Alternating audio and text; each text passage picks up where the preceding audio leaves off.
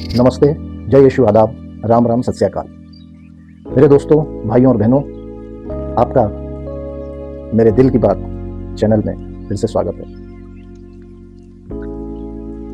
आज हम यहाँ बैठे हैं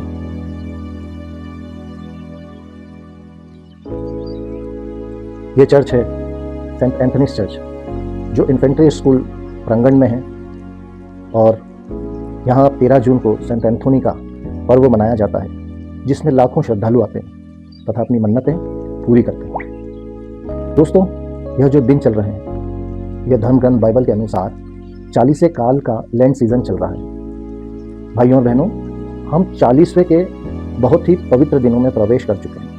यह वह 40 दिन है जब ईसा मसीह ने मनुष्यों के प्रायश्चित के लिए असहनीय दुख सहने के बाद सूली पर जान देकर अपनी आत्मा पिता को सौंपने से पहले 40 दिन तक उपवास और प्रार्थना में बिताए थे। दोस्तों, आज मैं अपने दिल की बात में उपवास पर बात करने आया हूँ। मेरे दूसरे विश्वास और धर्म के भाइयों, आप भी इसे अंत तक सुने और कमेंट में अपने विचार जरूर बताएं। हम में से बहुत से लोग उपवास बड़े ही असंवेदनशील कारण और दिखावा मात्र के लिए करते हैं। कारण, उनका जो बताया हुआ कारण है वो सुनिए।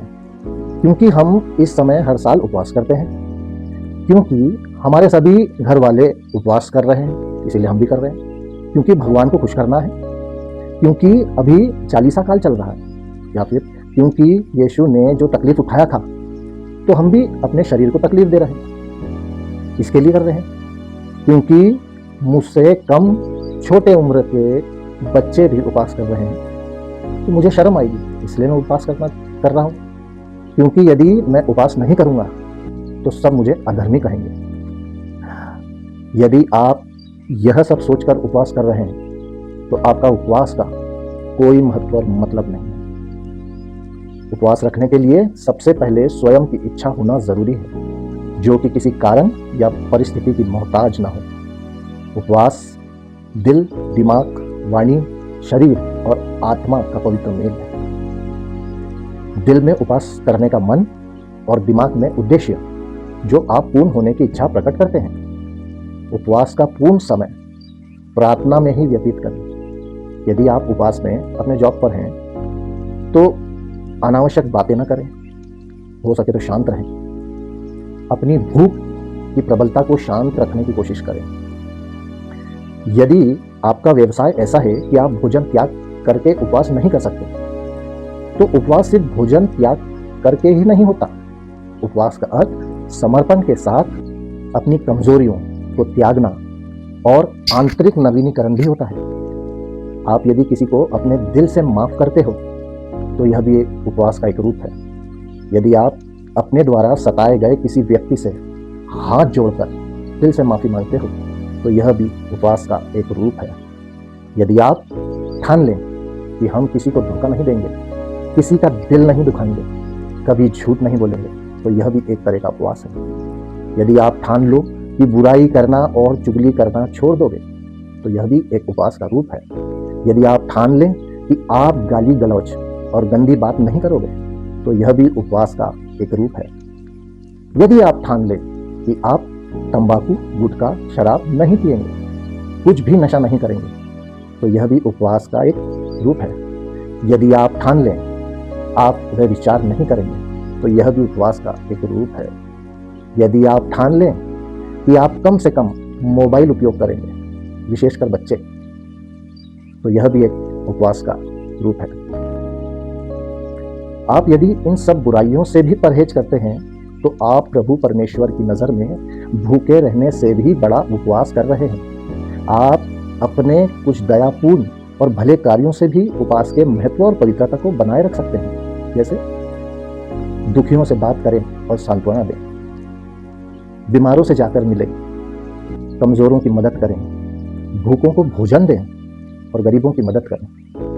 क्योंकि ईश्वर ने अपने सदृश्य आपकी रचना की है और उसकी इस रचना को आप नवीन करके इस शरीर और आत्मा को प्रभु के बसने लायक बना रहे हो। इस तरह के उपवास से आप अपने दिल को शुद्ध करते हैं, अपने दिमाग को शुद्ध करते हैं अपनी सोच को शुद्ध करते हैं, अपने विचारों को शुद्ध करते हैं और शरीर को शुद्ध करते हैं। आप अपनी आत्मा को शुद्ध करते हैं और यही आपका जीवन का पूर्ण नवीनीकरण है, जो मुक्ति का मार्ग है। प्रभु यीशु भी 40 दिन तक उपवास किया, प्रार्थना की और घोर दुर्भोग के बाद अपनी जान सूली पर दे दी और तीसरे दिन कब्र से पुनर्जीवित होकर महिमान्वित मुक्तिदाता, उद्धारकर्ता हमारा मसीह बनकर हमें पुनर्जीवन की राह बताई। भाइयों और बहनों, क्योंकि वह प्रभु तुम्हारे समर्पण और तुम्हारे शुद्ध मन को देखता है, तो क्यों नहीं वह तुम्हें अपने मांगने से भी ज्यादा प्रदान करेगा। तुम सभी उसकी प्रिय भेड़ें हो और वह तुम्हारा चरवाहा है। वह तुम्हें हरे मैदानों पर ले चलता है और तुम में नवजीवन का संचार करता है।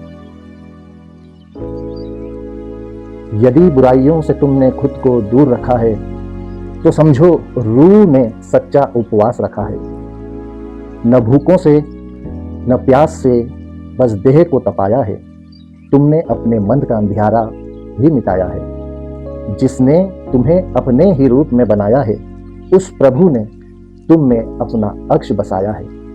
जब तन और आत्मा को पावन बना लेते हो, तब ईश्वर को अपने भीतर ही पा लेते हो।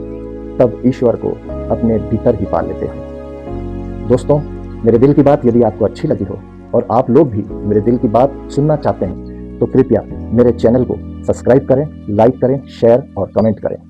आपका दिन मंगलमय हो।